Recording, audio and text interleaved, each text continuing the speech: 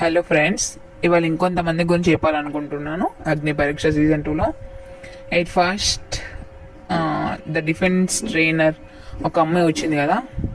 తను ఓకే బాగా అనిపించింది. తనకి 3 రేట్స్ వచ్చినాయి. ఒక్కరైనా హోల్లో పెడితే బాగుండి అనిపించింది. ఎందుకంటే తను చాలా కష్టపడింది.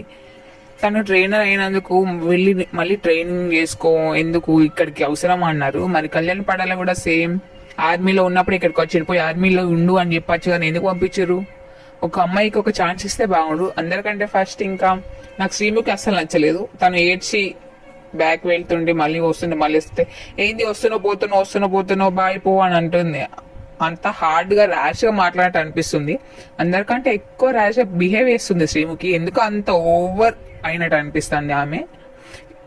ఎందుకు మరి ఆమెకి ఛాన్సెస్ ఎక్కువ వచ్చి డబ్బులు ఎక్కువ అట్లా చేస్తుందో ఏమో తెలియదు, కానీ ఓవర్ అనిపిస్తుంది బాగా.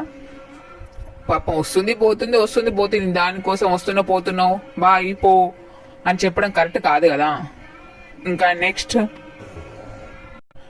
ద బోల్డ్ గర్ల్, ఒక అమ్మాయి బ్లూ కలర్ ఫ్రాక్ వచ్చింది కదా, బోల్డ్ గా మాట్లాడతాను అని చెప్పింది. గుడ్, నాకు కూడా తను హోల్డ్ పెడితే బాగుండు అనిపించింది. 3 రేట్స్ ఇచ్చారేమో, మంచిగా మాట్లాడింది, ఇచ్చి పడేసింది. ఏమనిపించింది అంటే నాకు ఉన్నట్టు మాట్లాడింది. ఆమెను కూడా శ్రీముఖి చాలా వెటకారంగా I love you darling bye అని చాలా వెటకారం. ఎందుకంత వెటకారంగా అత్తందో శ్రీముఖికి అర్థమైతలేదు. ఆమెకి పటాసులో ఒక ఛాన్స్ ఇచ్చినందుకు అక్కడ వరకు వచ్చింది. ఇప్పుడు అందరిని వెక్కిరించే స్టేజ్కి వెళ్ళిపోయింది ఆమె. కొంచెం తగ్గి ఉంటే బాగుంటుంది అనిపిస్తుంది ఆమెను కూడా వెటకారం చేసింది. Okay love you darling bye అని.